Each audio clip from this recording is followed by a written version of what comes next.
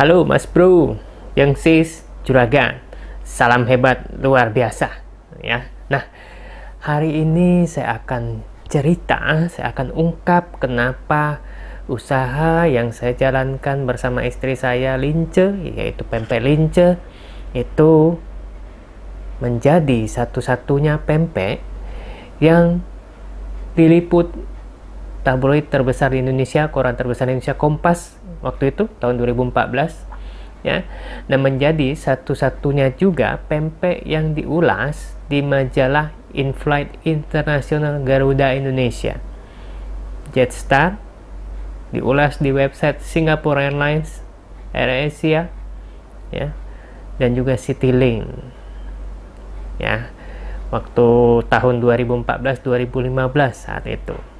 Nah, apa rahasianya? Mau tahu? Oke, saya cerita. Nah, rahasianya sebetulnya kembali ke video yang pertama saya.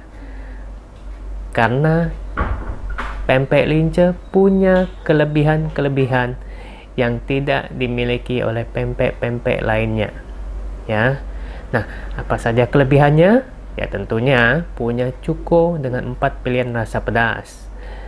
Dan satu-satunya pempek yang jual sekaligus pempek tenggiri dan juga pempek belida ya, dan ada banyak kelebihan-kelebihan lainnya.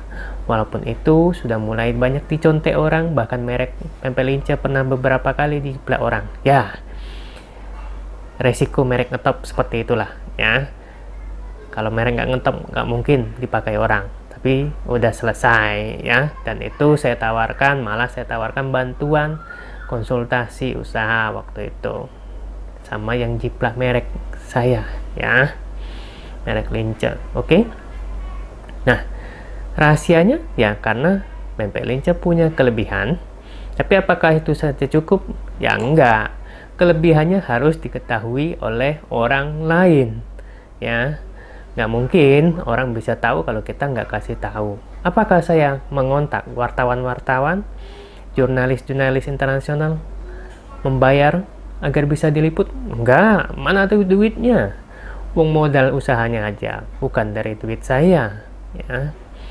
Itu. Jadi saya waktu itu modalnya cuma niat dan tekun dan mau belajar. Waktu itu saya belajar tentang online marketing ya. Kenapa? Karena kami mulai waktu itu tahun 2010, saya belajar online marketing kebetulan dari tahun 2008 ya, saat orang-orang Indonesia belum belajar online. Saya belajar lebih dulu. Saya belajar online marketing, bagaimana agar orang ketika mencari di mesin pencari seperti Google dan lain-lain itu tahu tentang pempek Lince ya. Jadi saya pakai online marketing seperti itu. Jadi ketika orang mencari info di Google, ketemulah website pempek Lince. Oke, seperti itu. Nah, ngomong-ngomong online marketing, saya pernah diminta sama teman saya untuk membantu memarketingkan usahanya secara online ya. Tapi saya nggak bisa bantu akhirnya. Tahu kenapa? Karena saya sebelum memarketingkan secara online waktu itu, saya tanya ke teman saya, kelebihan usahamu apa? Dia nggak bisa jawab.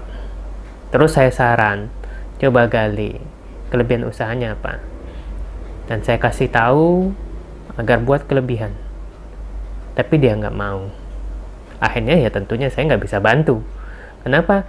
Percuma saya bantu online marketing kan kalau usaha itu nggak punya kelebihan. Jadi saya bukan memarketingkan sesuatu yang jelek. Bukan. Ya.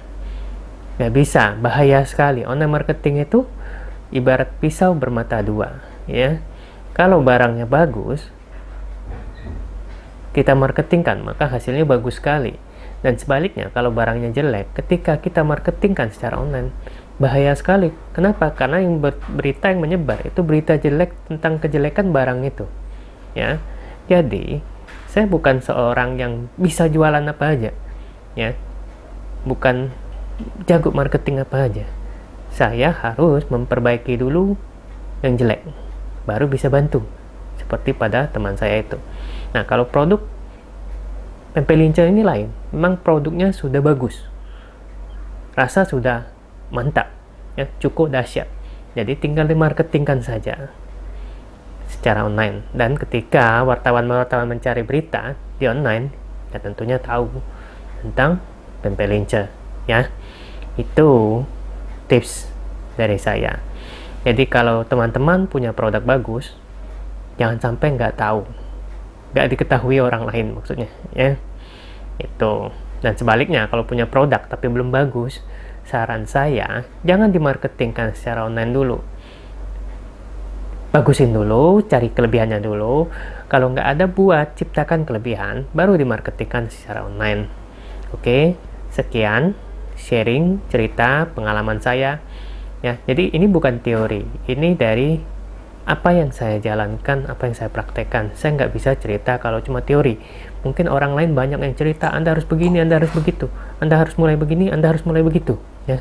Saya nggak bisa seperti itu, ya. Saya seorang praktisi, saya cerita berdasarkan apa yang saya praktekkan, dan itu hasilnya sudah ada, ya. Beda dengan video-video lainnya mungkin, ya. Ada video-video yang kadang cuma sekedar teori, ya. Itu.